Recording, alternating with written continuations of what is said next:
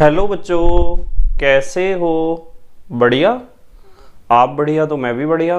तो देखो बच्चों, आज हमें क्या पढ़ाई करनी है। आज है हमारे पास क्लास 11th का यूनिट नंबर 11 का वीडियो नंबर 33।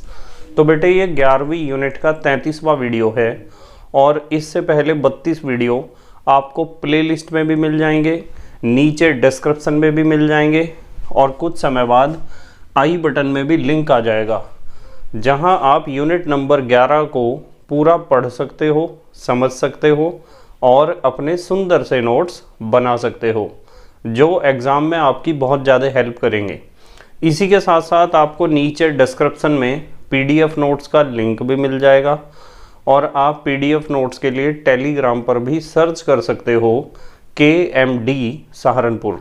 तो देखते हैं आज का हमारा टारगेट क्या है। आज बेटे हमें स्टार्ट करने हैं पी ब्लॉक तत्व के NCERT के अभ्यास का भाग नंबर 1। तो हमने पी ब्लॉक तत्व जो यूनिट हमारा 11वां यूनिट है उसमें पी ब्लॉक तत्व के NCERT के उदाहरण तो सारे कर लिए थे कल, और आज हमें स्टार्ट करने हैं NCERT के अभ्यास प्रश्न।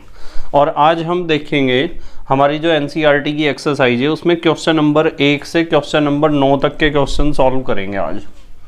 ठीक है, तो आप यदि आपके पास NCERT की बुक है तो आप अपनी NCERT की बुक निकाल लो, और यदि नहीं है तो कोई प्रॉब्लम नहीं है, तो मैं आपको क्वेश्चन भी बताता रहूँगा साथ साथ। ठीक है, क्वेश्चन भी और उनके सॉल्यूशन भी, आंसर भी। ठीक है, तो देखते हैं पहला क्वेश्चन क्या है। क्वेश्चन नंबर फर्स्ट का फर्स्ट पार्ट, पहले क्वेश्चन का फर्स्ट पार्ट। इसमें कहा है कि बोरोन से थैलियम तक ऑक्सीकरण अवस्थाओं की व्याख्या करो। बोरोन से थैलियम तक, बोरोन से थैलियम तक ऑक्सीकरण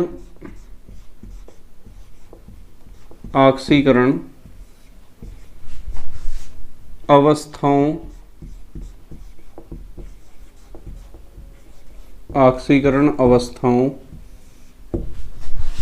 की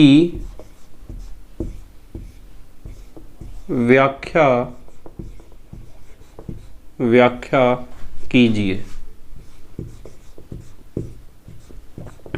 तो हमें बताना है कि जो ग्रुप नंबर 13 है, 13वां वर्ग है, उसमें बोरोन से थैलियम तक ऑक्सीकरण अवस्थाएं किस प्रकार बदलती हैं और क्यों।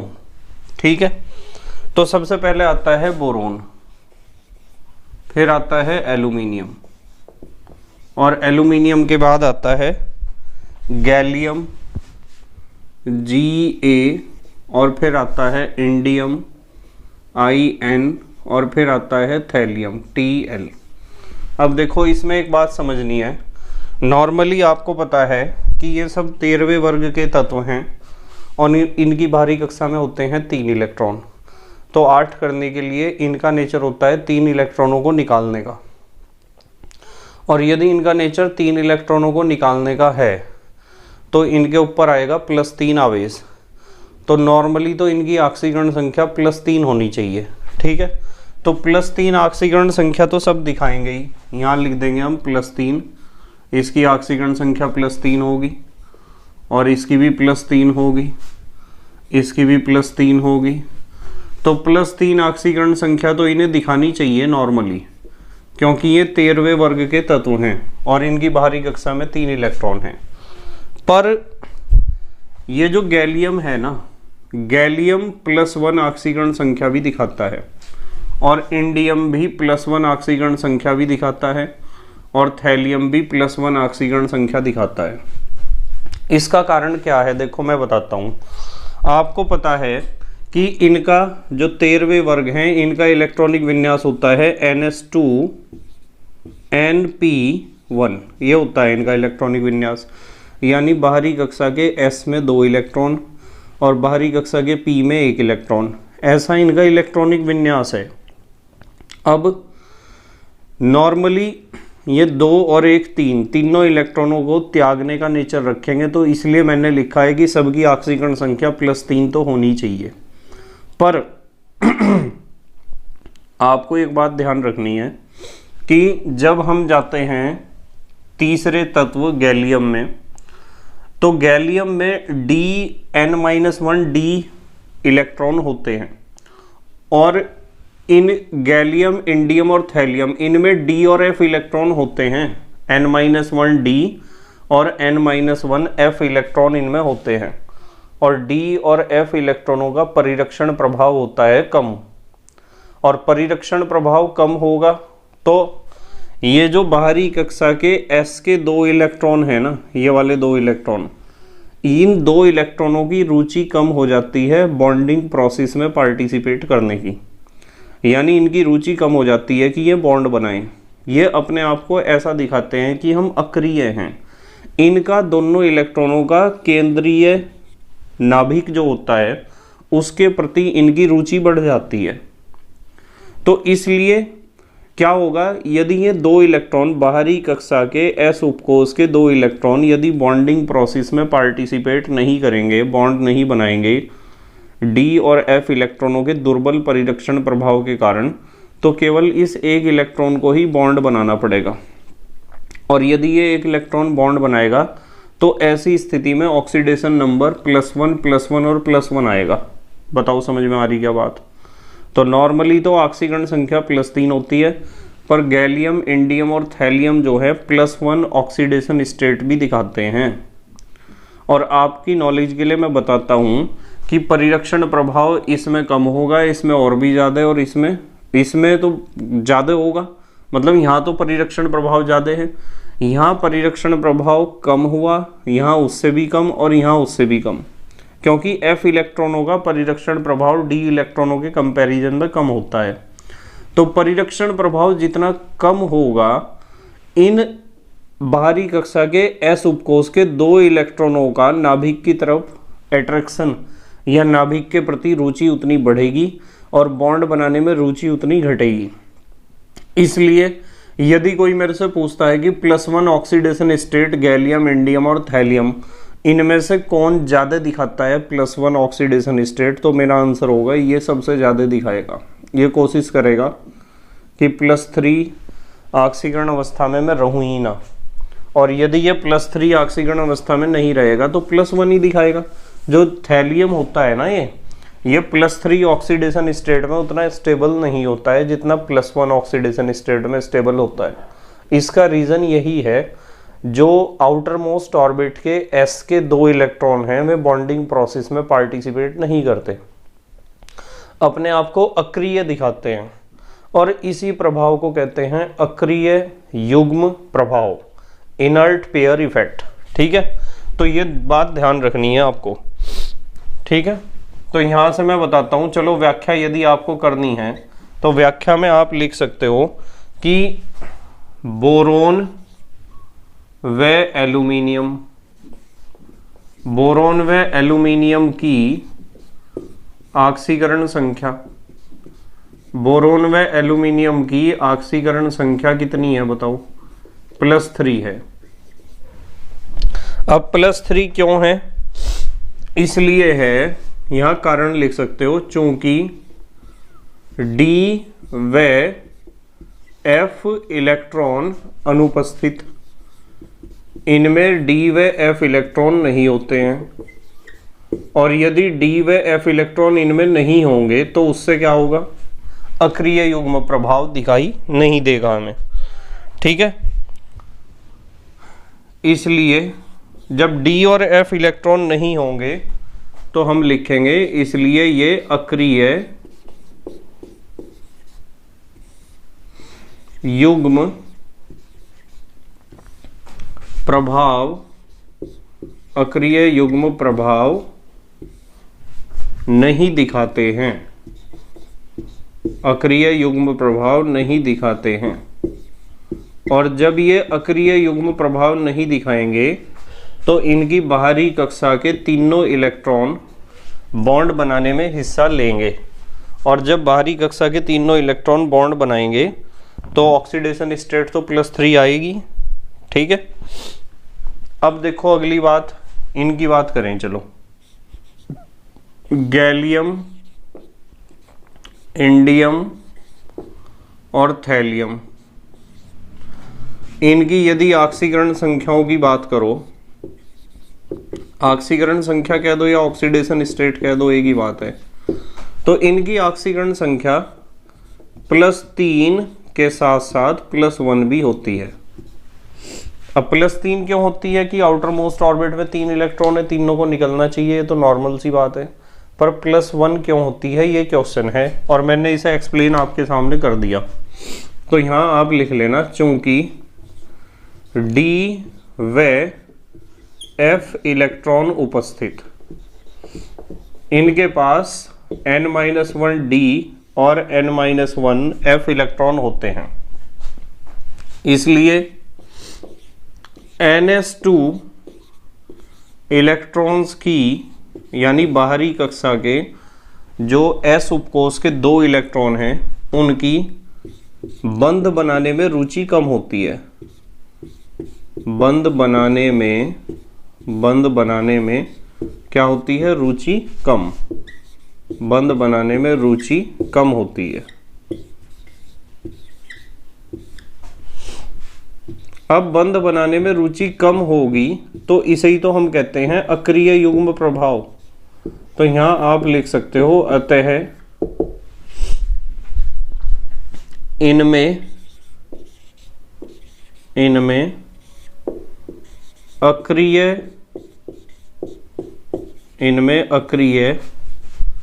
युग्म प्रभाव, अक्रिय युग्म प्रभाव मिलता है या होता है, ऐसे भी लिख सकते हो आप। इन तीनों में अक्रिय युग्म प्रभाव मिलेगा और सबसे अधिक अक्रिय युग्म प्रभाव मिलेगा थैलियम में। तो आप इस चीज को भी ध्यान रखना। चलो इस चीज को भी मैं बता देता हूं।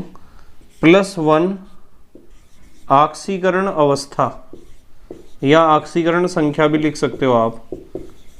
+1 ऑक्सीकरण अवस्था दिखाने की प्रवृत्ति,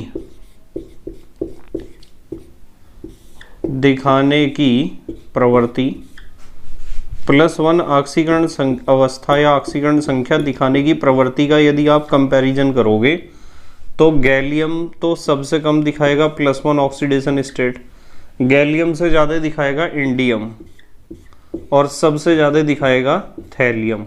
तो थैलियम +1 ऑक्सीडेशन स्टेट में सबसे ज़्यादा स्टेबल होता है, +3 में इतना स्टेबल ये नहीं होता। ठीक है, तो ये हो गया हमारा क्वेश्चन नंबर फर्स्ट का फर्स्ट पार्ट। अब देखते हैं क्वेश्चन नंबर फर्स्ट का सेकंड पार्ट।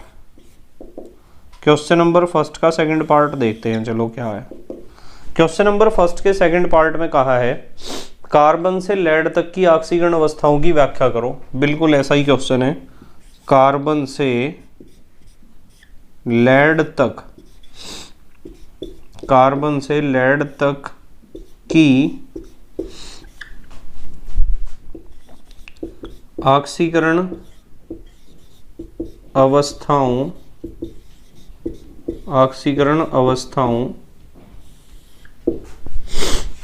की व्याख्या कीजिए। ऑक्सीकरण अवस्थाओं की व्याख्या कीजिए।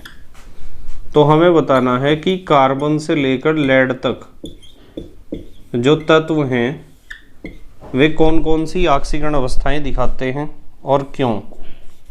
भाई कार्बन और लेड, भाई ऊपर तो हमने डिस्कस किया है ग्रुप नंबर 13 और यहाँ हम डिस्कस करेंगे ग्रुप नंबर 14। तो कार्बन, सिलिकॉन, जर्मेनियम, ठीक है, कार्बन है, सिलिकॉन है, जर्मेनियम है और इसके बाद क्या आता है, टिन और फिर आता है लेड। यहां तक पूछा है इन्होंने। अब मुझे यूँ बताओ, ग्रुप नंबर 14 है तो आउटर मोस्ट ऑर्बिट में कितने इलेक्ट्रॉन होंगे, 4। और नॉर्मली इन चारों इलेक्ट्रॉनों को बॉन्ड बनाने में हिस्सा लेना चाहिए। तो ऑक्सीडेशन स्टेट नॉर्मली +4 तो होनी चाहिए, +4 ऑक्सीडेशन स्टेट इन सब की। जिस तरह ऊपर वाले ग्रुप में +3 थी, तो यहाँ ऑक्सीकरण संख्या +4 होनी चाहिए। पर आप यहाँ से आ जाओ जर्मेनियम से। यदि आप जर्मेनियम से टिन और लेड इन तीनों को देखोगे तो इनमें आपको अक्रिय युग्म प्रभाव देखने को मिलेगा, और सबसे ज़्यादा अक्रिय युग्म प्रभाव इसमें मिलेगा, लेड में। और जब अक्रिय युग्म प्रभाव आपको देखने को मिल रहा तो इनका इलेक्ट्रॉनिक विन्यास ऐसा होता है NH2 NP2। तो NH2 इलेक्ट्रॉन बॉन्डिंग प्रोसेस में पार्टिसिपेट नहीं करेंगे, और यदि बाहरी कक्षा के S के 2 इलेक्ट्रॉन बॉन्ड नहीं बना रहे हैं तो बाहरी कक्षा के P के 2 इलेक्ट्रॉन ही तो बॉन्ड बनाएंगे, और केवल 2 इलेक्ट्रॉन बॉन्ड बनाएंगे तो ऑक्सीडेशन नंबर हो जाएगा +2। तो ये +4 के साथ +2 ऑक्सीडेशन स्टेट भी दिखाते हैं। क्यों दिखाते हैं? कारण बिल्कुल वैसे ही हैं जैसे ऊपर वाले कारण थे। ठीक है, जल्दी से आप पोज करके लिखो। अच्छा, फिर मैं इसके बारे में भी बताता हूँ आपको। पोज करके लिखो। लिख लिया? ठीक है।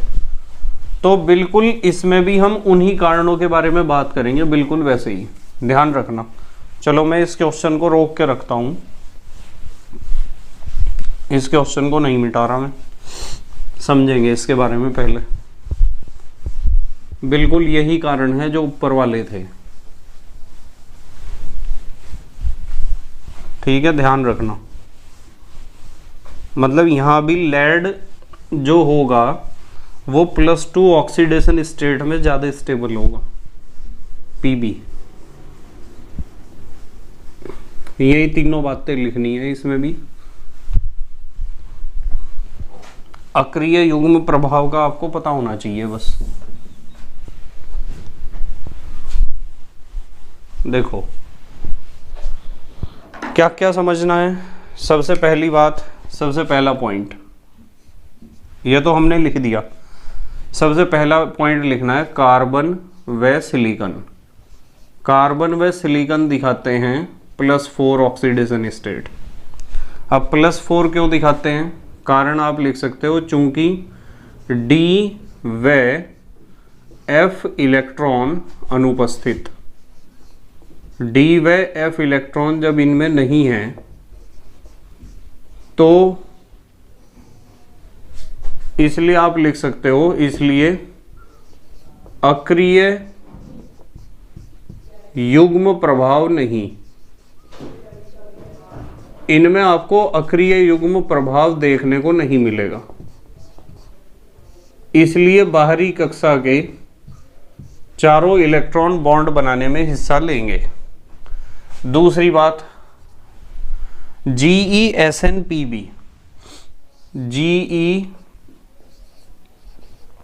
GeSnPb इनकी ऑक्सीडेशन स्टेट +4 व +2। ठीक है, दोनों तरह का ऑक्सीडेशन स्टेट दिखाते हैं। अब सवाल ये है कि +4 तो सर दिखाएंगे ही, नॉर्मली 14वें वर्ग के तत्व हैं, पर +2 क्यों दिखाते हैं? तो आप लिखोगे कारण चूंकि D व F इलेक्ट्रॉन उपस्थित। इनके पास D व F इलेक्ट्रॉन होते हैं, और जब इनके पास D व F इलेक्ट्रॉन होंगे तो इसलिए अक्रिय युग्म प्रभाव होगा या दिखाते हैं। तो इनमें आपको अक्रिय युग्म प्रभाव देखने को मिलेगा, और अक्रिय युग्म प्रभाव देखने को मिलेगा तो बाहरी कक्षा के S के 2 इलेक्ट्रॉन बॉन्ड नहीं बनाएंगे, बाहरी कक्षा के P के 2 इलेक्ट्रॉन बॉन्ड बनाएंगे, इसलिए +2 ऑक्सीडेशन स्टेट भी दिखाएंगे। अच्छा, यदि कोई पूछता है कि +2 ऑक्सीकरण संख्या, +2 ऑक्सीकरण संख्या दिखाने की प्रवृत्ति, +2 ऑक्सीकरण संख्या दिखाने की प्रवृत्ति के बारे में बात करूं तो इसके बारे में भी आप उत्तर दे सकते हो।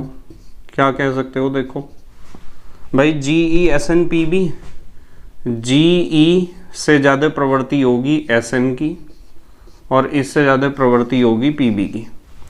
अक्रिय युग्म प्रभाव सबसे ज़्यादा ही इसमें मिलेगा Pb में, और ज़्यादा अक्रिय युग्म प्रभाव मिलेगा तो +2 ऑक्सीडेशन स्टेट दिखाने का प्रवृत्ति भी इसी में ही ज़्यादा होगा। और लेड हमारा +2 ऑक्सीडेशन स्टेट में ज़्यादा स्टेबल महसूस करेगा, अपने आप को ज़्यादा स्थायी महसूस करेगा, ना कि +4 में। ये हुआ हमारा क्वेश्चन नंबर फर्स्ट का सेकंड पार्ट। अब देखते हैं क्वेश्चन नंबर सेकंड क्या है। क्वेश्चन नंबर सेकंड, दूसरा क्वेश्चन। दूसरे क्वेश्चन में कहा है TlCl3 की तुलना में BCl3 के TlCl3 की तुलना में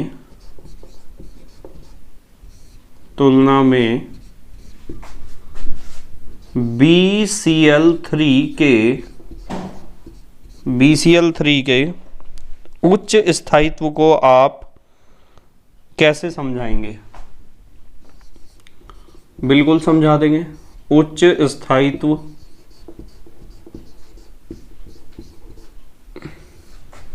को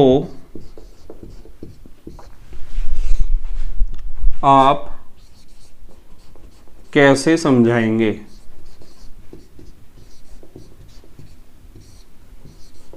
कैसे समझाएंगे? देखो इन्होंने हमें क्या पूछा है, देखो जरा ध्यान से देखना। इन्होंने हमें पूछा है कि TlCl3 ज़्यादा स्थायी नहीं है जबकि BCl3 ज़्यादा स्थायी है। क्यों? इसका कारण ये है, देखो मैं बताता हूँ। क्योंकि बोरोन तो पहला तत्व है 13वें वर्ग का, और पहला तत्व तो +3 ऑक्सीडेशन स्टेट में ज़्यादा स्टेबल होगा, क्योंकि इसमें अक्रिय युग्म प्रभाव तो होता नहीं है, ठीक है। जबकि थैलियम है अंतिम तत्व।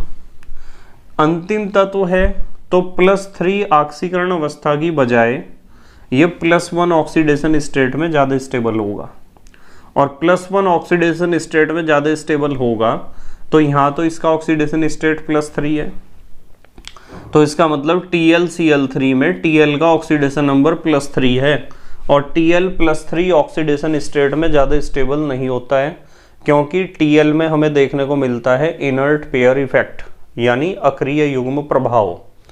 इसलिए ये तो +3 में स्टेबल है, तो ये ज़्यादा स्थायी होगा BCl3, क्योंकि यहाँ बोरोन का ऑक्सीडेशन नंबर +3 है।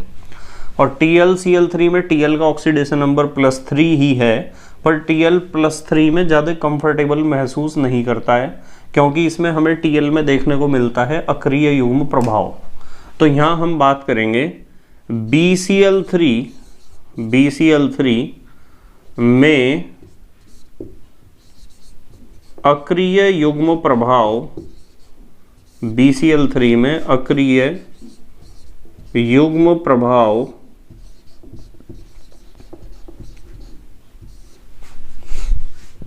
नहीं होता है। BCl3 में अक्रिय युग्म प्रभाव नहीं होता है। BCl3 क्या, खाली B लिख सकते हो आप, ठीक है, खाली B लिख सकते हो बोरोन में, ठीक है। चलो बोरोन ही लिखते हैं, खाली बोरोन। बोरोन में अक्रिय युग्म प्रभाव नहीं होता है, अतः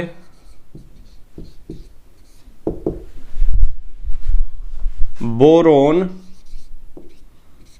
+3 ऑक्सीकरण अवस्था में, बोरोन +3 ऑक्सीकरण अवस्था में क्या होता है, अधिक स्थायी, अधिक स्थायी होता है। बोरोन +3 ऑक्सीकरण अवस्था में अधिक स्थायी होता है, तो बोरोन तो ज़्यादा स्थायी होगा +3 में, जबकि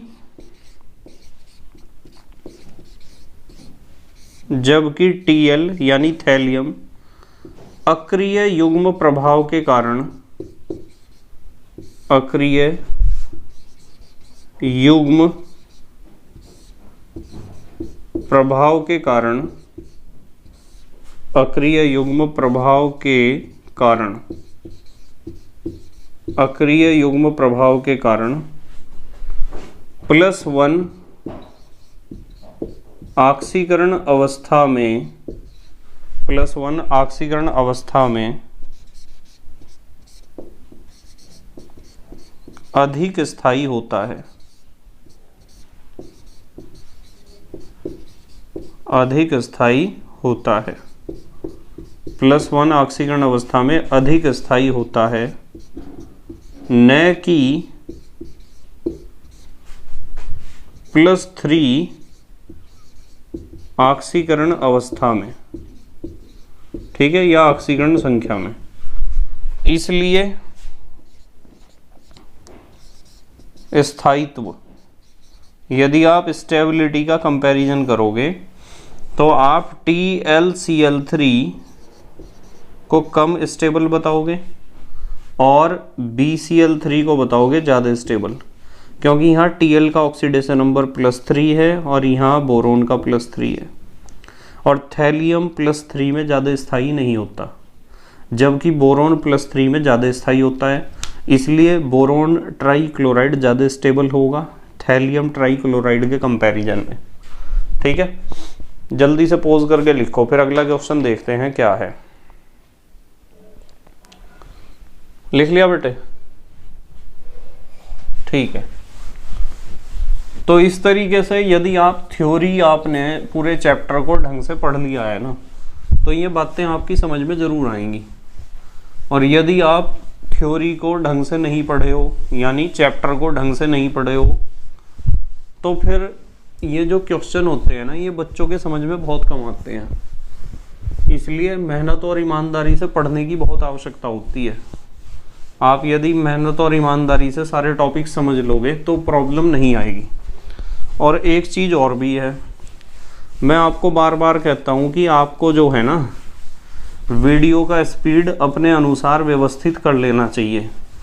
जितना हाई स्पीड पर आप वीडियो को देख सकते हो, उतना हाई स्पीड पर आपको देखना चाहिए वीडियो। ठीक है, शर्त यह है कि आपको मेरी भाषा समझ में आनी चाहिए हाई स्पीड पर। जितना मैक्सिमम हाई स्पीड पर आपको मेरी लैंग्वेज समझ में आएगी, उतना मैक्सिमम स्पीड पे आपको वीडियो को देखना चाहिए। ठीक है। अब कुछ बच्चे कहते हैं कि सर आप स्लो पढ़ाते हो। इसका रीज़न ये है कि जो कमज़ोर बच्चे हैं ना, उनकी भी समझ में आना ज़रूरी है, जिससे वे हमेशा कमज़ोर ना रहें। एक टीचर को हमेशा यही देखना होता है कि सबसे कमज़ोर बच्चा होगा तो कैसा होगा, और उसे समझाने का क्या तरीका है, कैसे समझाना चाहिए उसे। ठीक है। और आप जो तेज़ दिमाग वाले बच्चे हैं, वे तो स्पीड बढ़ा सकते हैं, उनके पास ऑप्शन है। ठीक है। तो आप अपने माइंड के लेवल के अकॉर्डिंग अपना वीडियो का स्पीड बढ़ा लिया करो। चलो अगला क्वेश्चन देखते हैं क्या है। क्वेश्चन नंबर 3, तीसरा क्वेश्चन। क्वेश्चन नंबर 3, तीसरा क्वेश्चन है, बोरोन ट्राईफ्लोराइड लुईस अम्ल के समान व्यवहार क्यों दिखाता है? बोरोन ट्राईफ्लोराइड लुईस अम्ल के समान, लुईस अम्ल के समान, लुईस अम्ल के समान व्यवहार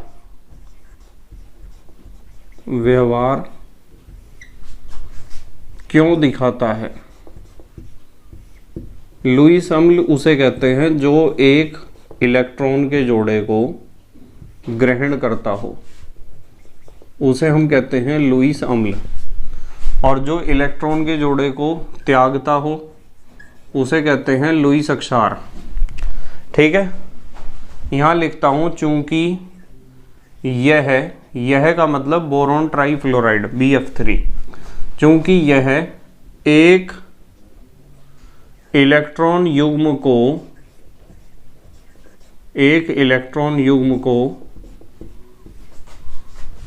ग्रहण करने की प्रवृत्ति रखता है, ग्रहण करने की, एक इलेक्ट्रॉन युग्म को ग्रहण करने की प्रवृत्ति रखता है। इसकी आदत होती है इलेक्ट्रॉन युग्म को ग्रहण करने की। अब कैसे देखो वो भी बताता हूं मैं आपको कैसे। मान लो हमारे पास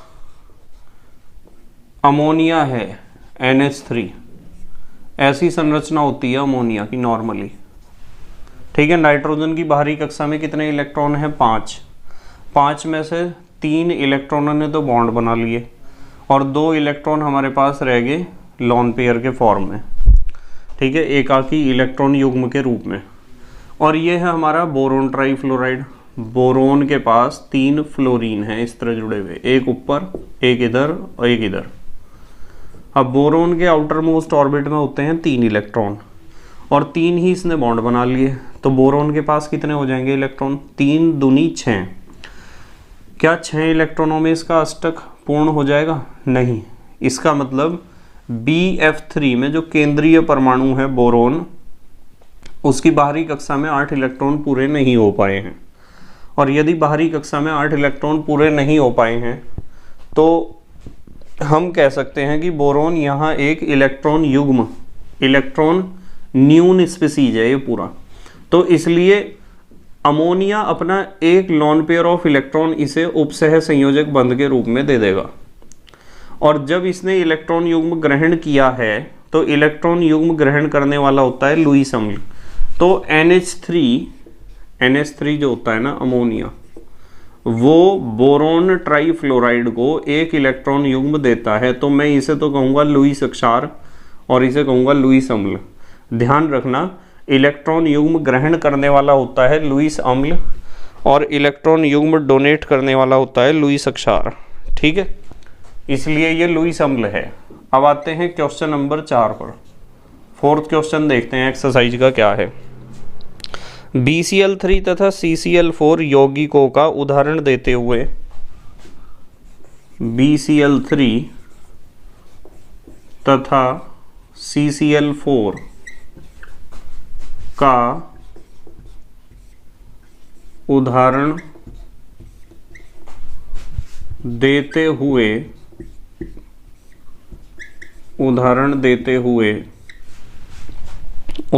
हुए जल के प्रति इनके व्यवहार को स्पष्ट कीजिए। जल के प्रति यानी पानी में यदि घोल दोगे तो क्या होगा? जल के प्रति इनके व्यवहार को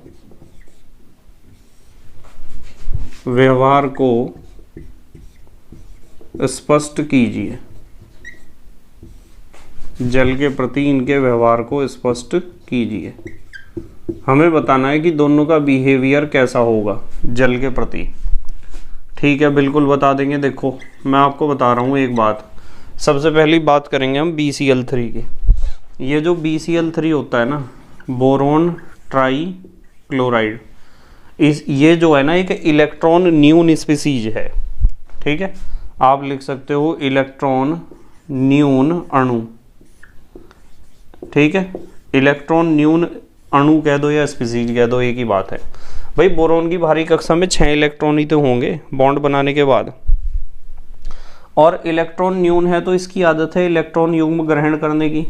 तो यहां मैं लिख देता हूं, इसलिए इलेक्ट्रॉन युग्म ग्रहण करेगा या करता है। इसकी आदत होती है इलेक्ट्रॉन युग्म ग्रहण करने की। लुईस अम्ल, अभी ऊपर भी हमने इसके बारे में, जैसा BCl3 है ऐसा ही BF3 होता है। तो यदि इसका रिएक्शन आप जल के साथ कराते हो, माना पानी में इसे घोल रहे, तो मैं 3 जल के अणु लूंगा। इस रिएक्शन को मैंने कल परसों भी आपको कराया था। तो 3 तो Cl और 3 यहाँ से H निकल जाएंगे। बोरोन के साथ कितने OH जुड़ेंगे बताओ? बोरोन के साथ कितने OH जुड़ेंगे? देखो 3 है ना OH, तो ये बनेगा BOH का होल थ्राइस। या फिर आप इसे ऐसे भी लिख सकते हो H3BO3, पता है ना बोरिक एसिड है, H3BO3 बना, और अंदर 3 H हैं और 3 Cl हैं। तो 3HCl। ये इसका मतलब साफ है कि BCl3 एक इलेक्ट्रॉन युग्म स्पीसीज, इलेक्ट्रॉन न्यून स्पीसीज है। इलेक्ट्रॉन की कमी है बोरोन के आउटर मोस्ट ऑर्बिट में, जिसकी वजह से वो इलेक्ट्रॉन युग्म को ग्रहण करने की प्रवृत्ति रखता है, और वो जल से इलेक्ट्रॉन युग्म ग्रहण करने के कारण उसका जल अपघटन हो जाता है।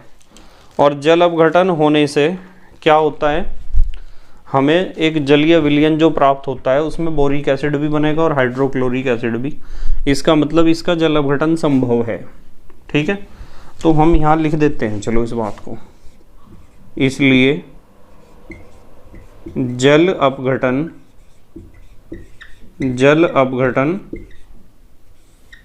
संभव, यानी इसका जल अपघटन होता है, पॉसिबल है। ये हो गया, ये जल अपघटन ही तो हुआ ऊपर।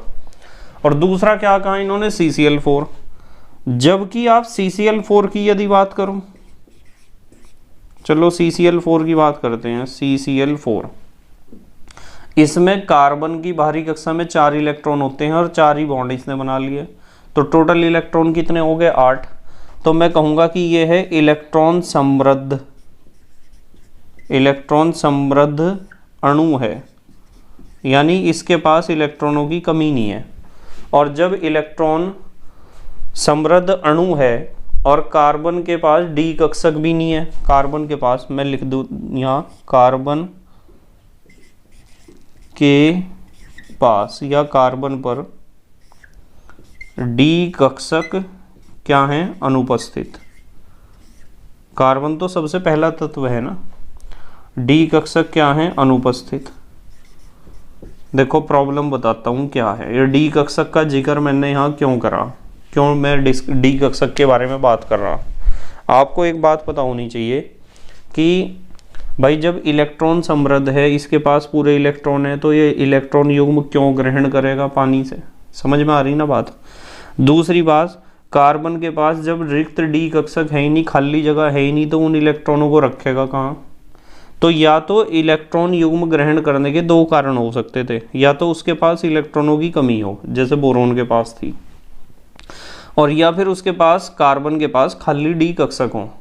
ना तो इसके पास इलेक्ट्रॉनों की कमी है, क्योंकि 4 इलेक्ट्रॉन होते हैं बाहरी कक्षा में और 4 ही इसने बॉन्ड बना रखे, हर एक Cl के साथ एक बॉन्ड, तो 8 इलेक्ट्रॉन हो गया आउटर मोस्ट ऑर्बिट में, तो इसका अष्टक पूरा हो गया। तो क्यों इलेक्ट्रॉन युग्म ग्रहण करेगा। और ना ही इसके पास खाली डी कक्षक हैं, तो क्यों इलेक्ट्रॉन ग्रहण करेगा। इसलिए यदि आप इसे पानी में घोल रहे ना, यदि आप इसे पानी में घोलना चाह रहे हैं, तो पानी में घोलने से कोई फायदा नहीं होगा, इसका जल अपघटन नहीं होगा। मैं लिखूँगा नो रिएक्शन, और यहाँ लिख देते हैं जल अपघटन, इसलिए का निशान लगाते हैं, ना तो इलेक्ट्रॉनों की कमी है और ना ही इसके पास खाली डी कक्षक हैं, इसलिए जल अपघटन नहीं होता, इसका जल अपघटन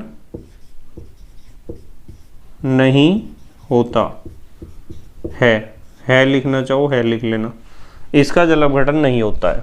तो इन्होंने कहा था कि BCl3 और CCl4 का उदाहरण देते हुए बताओ कि जल के साथ इनका क्या इंटरेक्शन है। हमने बताया कि BCl3 का तो जल अपघटन हो जाएगा, जबकि CCl4 का जल अपघटन नहीं होगा। क्यों हो जाएगा और क्यों नहीं होगा, ये सारे कारण आपको बता दिए। जल्दी से पॉज करके लिखो, अगला क्वेश्चन देखते हैं फिर क्या है। लिख लिया बेटे, ठीक है। चलो अगला क्वेश्चन देखते हैं क्या है। मतलब इस चीज को ध्यान रखना कि BCl3 का तो जल अपघटन हो सकता है, पर CCl4 कार्बन टेट्राक्लोराइड का जल अपघटन नहीं होता है। भाई कार्बन टेट्राक्लोराइड तो पानी में घुलने का ही नहीं बिल्कुल भी। वैसे भी आपको पता है कि कार्बन टेट्राक्लोराइड तो अध्रुवीय है।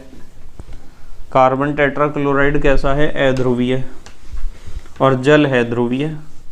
तो ध्रुवीय विलायक अध्रुवीय अणु को क्यों घोल लेगा, कारण तो है नहीं कुछ घोलने का, कोई ना कोई कारण तो होना चाहिए। तो यदि कोई कारण हो तब तो घोल लेता हो, पर यहाँ तो कोई कारण है ही नहीं, तो वो क्यों घोल देगा, घुलने का ही नहीं बिल्कुल भी, जल अपघटन होने का ही नहीं कार्बन टेट्राक्लोराइड। ठीक है, चलो अगला क्वेश्चन देखते हैं क्या है। Question number 5। Question number 5। 5वें क्वेश्चन में कहा है क्या बोरिक अम्ल प्रोटीनी अम्ल है? क्या बोरिक अम्ल कह दो या बोरिक एसिड कह दो, एक ही बात है। क्या बोरिक अम्ल प्रोटीनी अम्ल है? अब प्रोटीनी अम्ल से बच्चे बहुत कंफ्यूज होते हैं।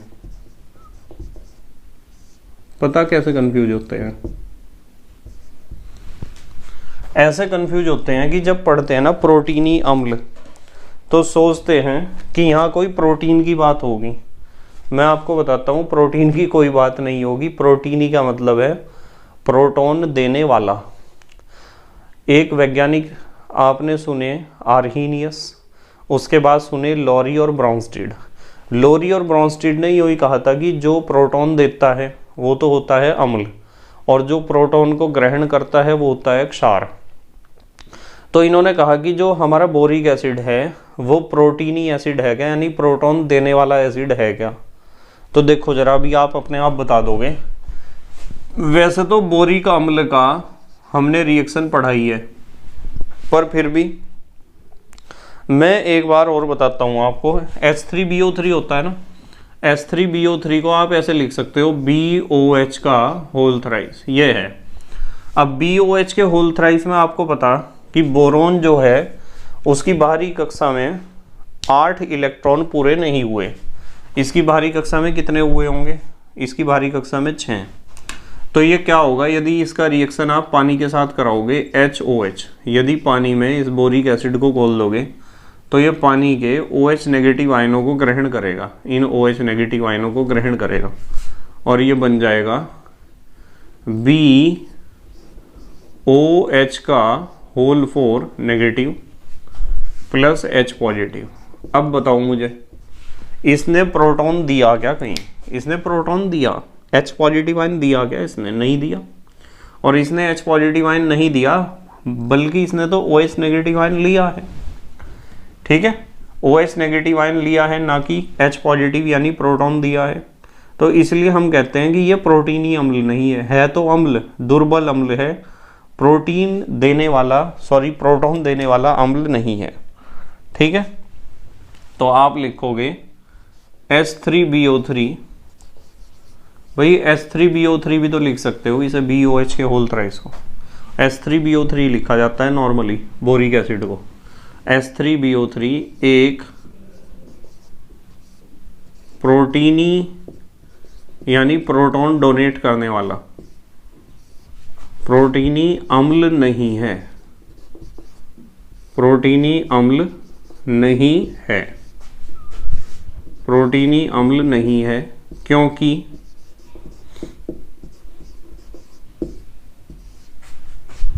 यह जल में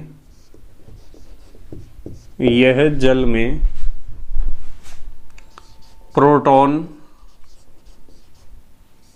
ब्रैकेट में लिख देता हूं मैं, प्रोटॉन के ब्रैकेट में लिख देता हूं H पॉजिटिव। यह जल में प्रोटॉन यानी H पॉजिटिव नहीं देता है, अपितु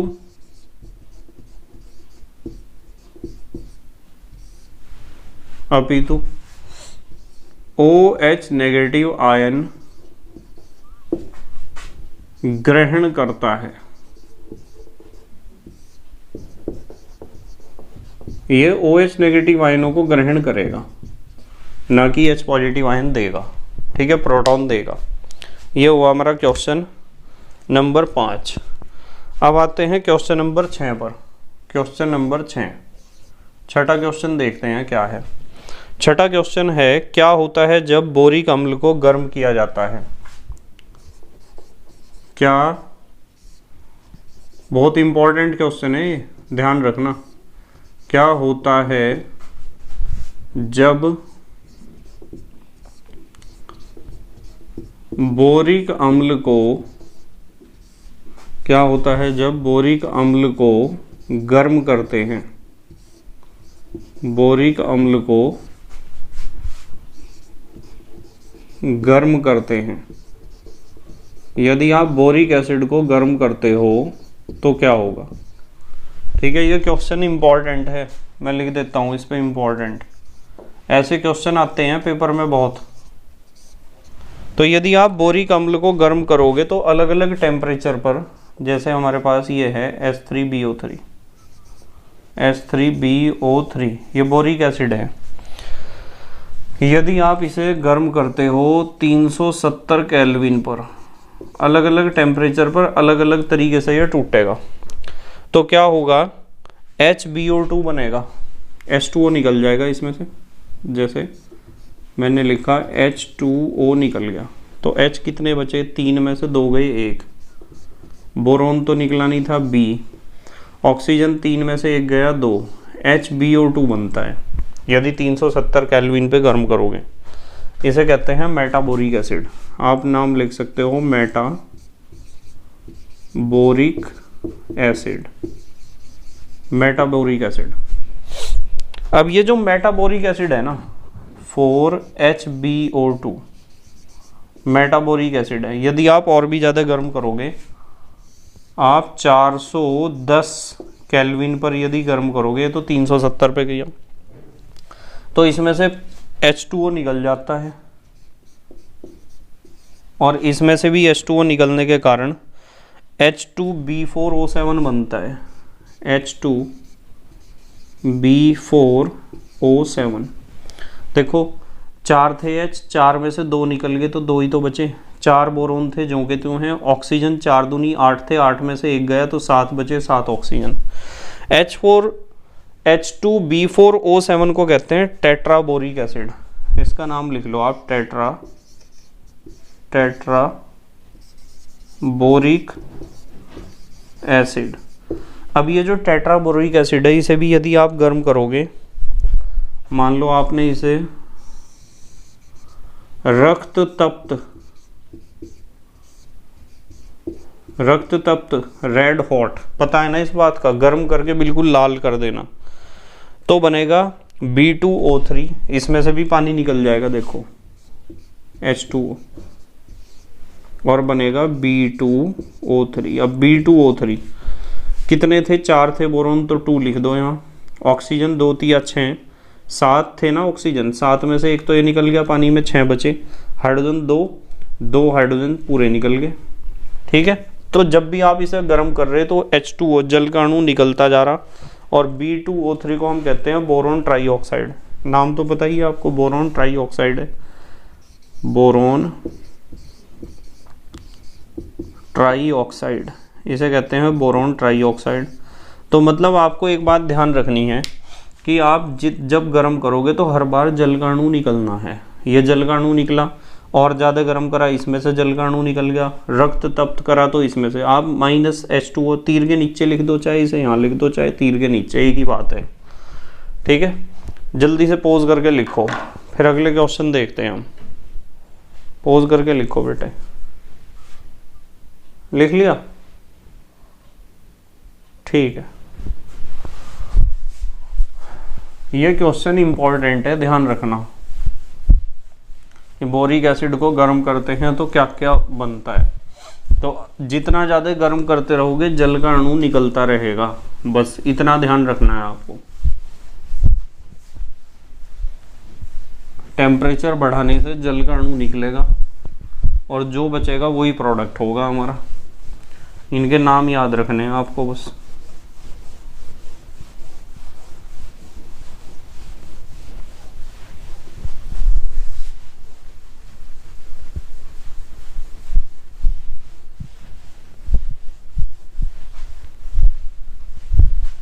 चलो अगला क्वेश्चन देखते हैं। कौन सा क्वेश्चन था ये? छठा था ना।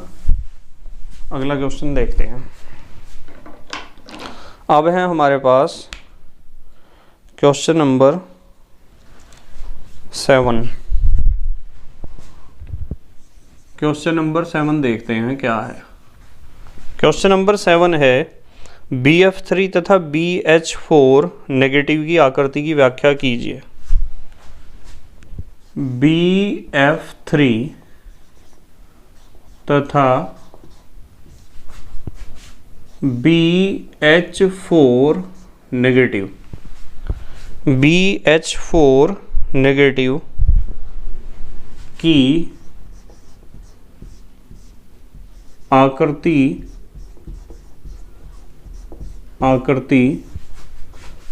की व्याख्या कीजिए।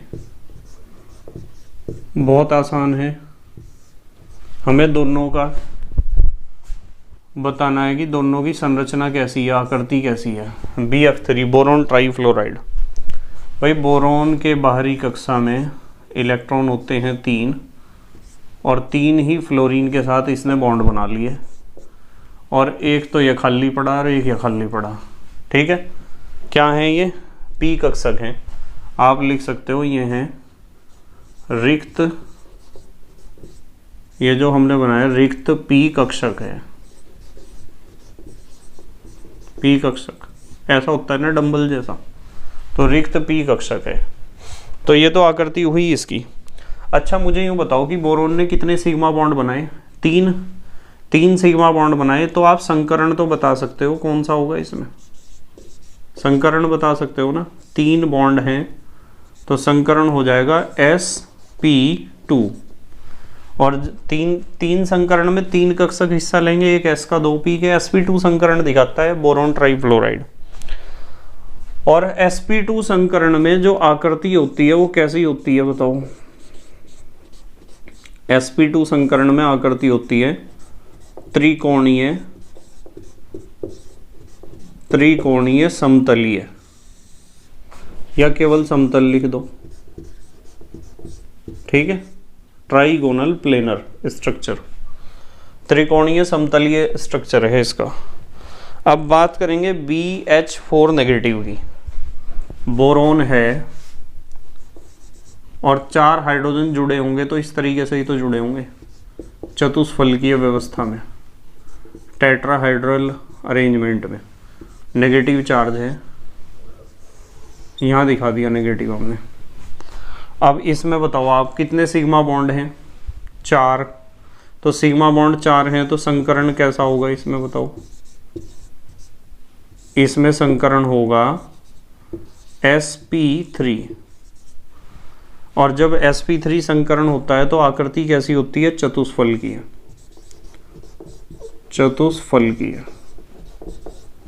तो यहाँ आकृति कैसी होगी? चतुष्फलकीय होगी। और इसकी आकृति कैसी थी? त्रिकोणीय समतलीय। तो यही पूछा था इन्होंने कि BF3 और BH4 नेगेटिव की आकृति बता दो कैसी है। हमने बता दी आकृति। अब आते हैं क्वेश्चन नंबर 8 पर। क्वेश्चन नंबर 8, 8वां क्वेश्चन देखते हैं क्या है। 8वां क्वेश्चन है एल्यूमिनियम के उभयधर्मी व्यवहार को दर्शाने वाली अभिक्रियाएं दीजिए। एल्यूमिनियम के उभयधर्मी यानी एसिड और बेस दोनों की तरह व्यवहार करने वाले, एल्यूमिनियम के उभयधर्मी व्यवहार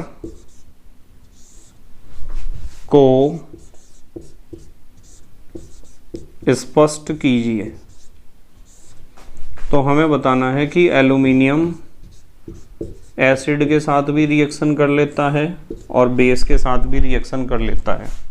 देखो कैसे, यहाँ से समझेंगे हम कि एल्यूमिनियम एसिड और बेस के साथ कैसे रिएक्शन कर लेता है।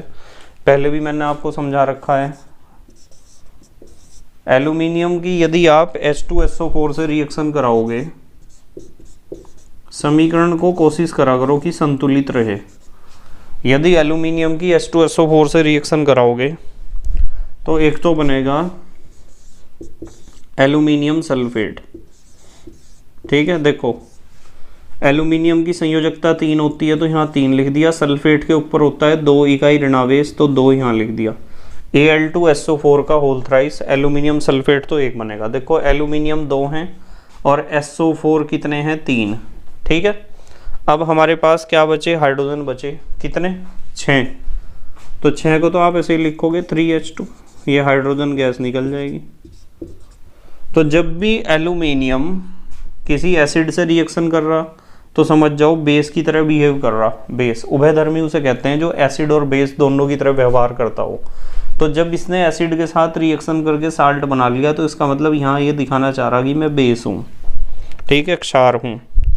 और यदि आप रिएक्शन करोगे इसकी किसी क्षार के साथ, जैसे हम NaOH के साथ करते हैं रिएक्शन, NaOH के जलीय विलयन के साथ अभिक्रिया करते हैं।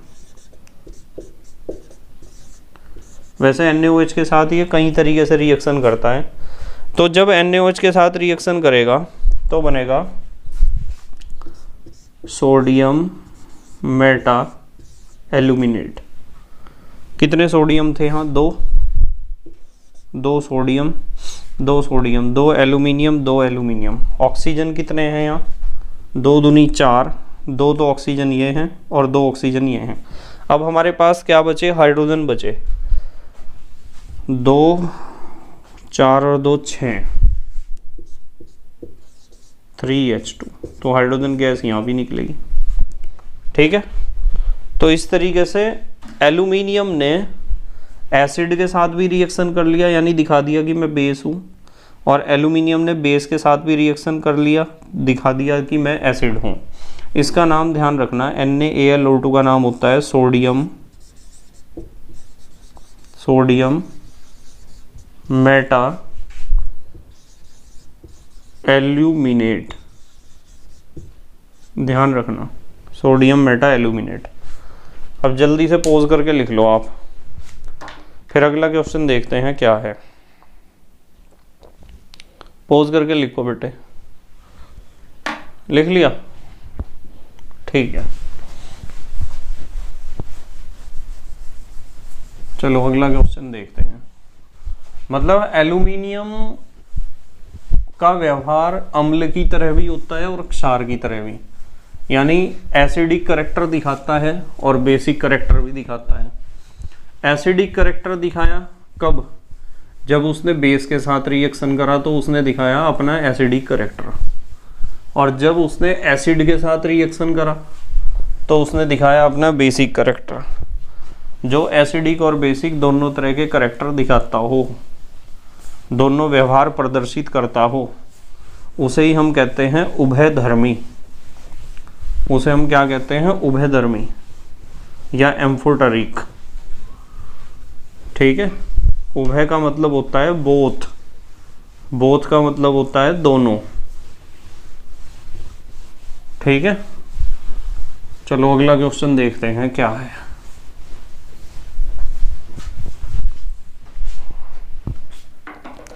अब है हमारे पास क्वेश्चन नंबर 9। क्वेश्चन नंबर 9 है, और इस क्वेश्चन में कहा है इलेक्ट्रॉन न्यून यौगिक क्या होते हैं। इलेक्ट्रॉन न्यून यौगिक क्या होते हैं। आपको पता ही है क्या होते हैं, मैंने अभी भी बताया आपको। इलेक्ट्रॉन न्यून यौगिक क्या होते हैं, क्या BCl3 तथा SiCl4, BCl3 तथा SiCl4 क्या BCl3 तथा SiCl4 इलेक्ट्रॉन न्यून यौगिक हैं। इलेक्ट्रॉन न्यून यौगिक हैं कि इन दोनों के बारे में बताओ कि ये दोनों इलेक्ट्रॉन न्यून हैं या नहीं है। तो सबसे पहली बात तो यही है कि इलेक्ट्रॉन न्यून यौगिक का मतलब क्या है। तो इलेक्ट्रॉन न्यून यौगिक का मतलब ऐसा यौगिक जिसके केंद्रीय परमाणु पर 8 इलेक्ट्रॉन पूरे ना हुए हों, यानी केंद्रीय परमाणु का अष्टक पूरा ना हुआ हो। जैसे हमने एग्जाम्पल पढ़ा था BF3 और BCl3। ठीक है, देखो जिन यौगिकों के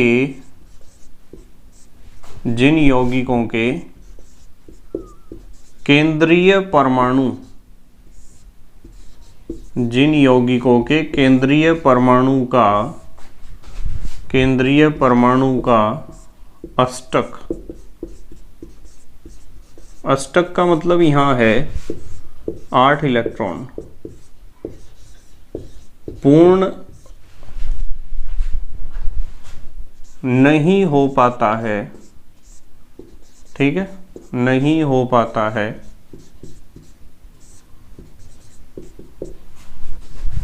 उन्हें इलेक्ट्रॉन न्यून यौगिक कहते हैं,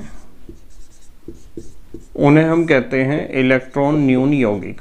ठीक है, ये चीज आपको ध्यान रखनी है। अब इन्होंने 2 एग्जाम्पल दिए हमें, BCl3 और SiCl4। इसमें पहले पार्ट BCl3 को देखते हैं, BCl3, ठीक है। इसके आगे मैं लिख रहा हूं BCl3 इलेक्ट्रॉन न्यून है। क्यों है अभी मैंने पढ़ाया भी था, दोबारा फिर पढ़ लेंगे। और दूसरा इन्होंने दिया SiCl4, इसमें हम लिखेंगे इलेक्ट्रॉन न्यून नहीं है।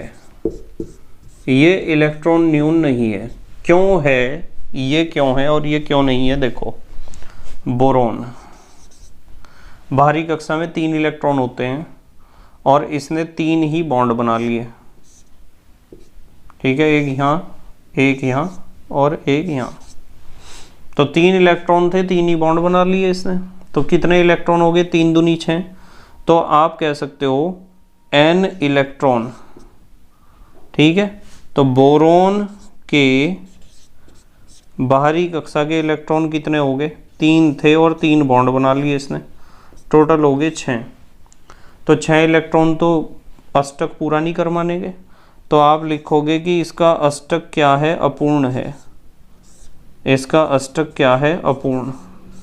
और जब इसका अष्टक अपूर्ण है, इसीलिए तो हमने इसे कहा कि इलेक्ट्रॉन न्यून है ये BCl3। SiCl4 की बात करो, सिलिकॉन की बाहरी कक्षा में होते हैं 4 इलेक्ट्रॉन, 14वें वर्ग का है, और 4 ही Cl के साथ इसने बॉन्ड बना रखे हैं ऐसे, एक Cl के साथ यहाँ, एक के साथ यहाँ, एक के साथ यहाँ, एक के साथ यहाँ। तो 4 इलेक्ट्रॉन थे, 4 बॉन्ड बना लिए, 4 दूनी 8। तो सिलिकॉन के बाहरी कक्षा के इलेक्ट्रॉन हो जाएंगे 4, तो अपने थे और 4 बॉन्ड बना लिए, 8। तो हम यहाँ लिखेंगे कि इसका अष्टक है पूर्ण। और जब इसका अष्टक पूर्ण है तो इलेक्ट्रॉन न्यून तो आप इसे कह ही नहीं सकते, इलेक्ट्रॉनों की तो कमी है ही नहीं इसके पास। ठीक है, तो इस तरीके से आपको क्वेश्चन सॉल्व करने हैं। जल्दी से पोज करके लिखो, आप लिखो बेटे, पोज करके लिख लिया, ठीक है। तो बेटे मुझे उम्मीद है कि जो 9 क्वेश्चन मैंने आपके साथ आज डिस्कस किए हैं वो आपके समझ में आए होंगे। कल हम इससे आगे के क्वेश्चन सॉल्व करेंगे, ठीक है। बस मेहनत और ईमानदारी से पढ़ाई करते रहो और अपने हैंड रिटन नोट्स बनाते रहो। एक बात का ध्यान रखो कि चैप्टर को ईमानदारी से पढ़ना है पूरे को, और फिर NCERT के क्वेश्चन भी ईमानदारी से पढ़ने हैं। फिर देखना, यदि आप मेरे अनुसार पढ़ते रहे तो केमिस्ट्री आपका फेवरेट सब्जेक्ट बन जाएगा, गारंटी है इस बात की 100%। ठीक है, तो thank you very much for watching this video. Okay, bye.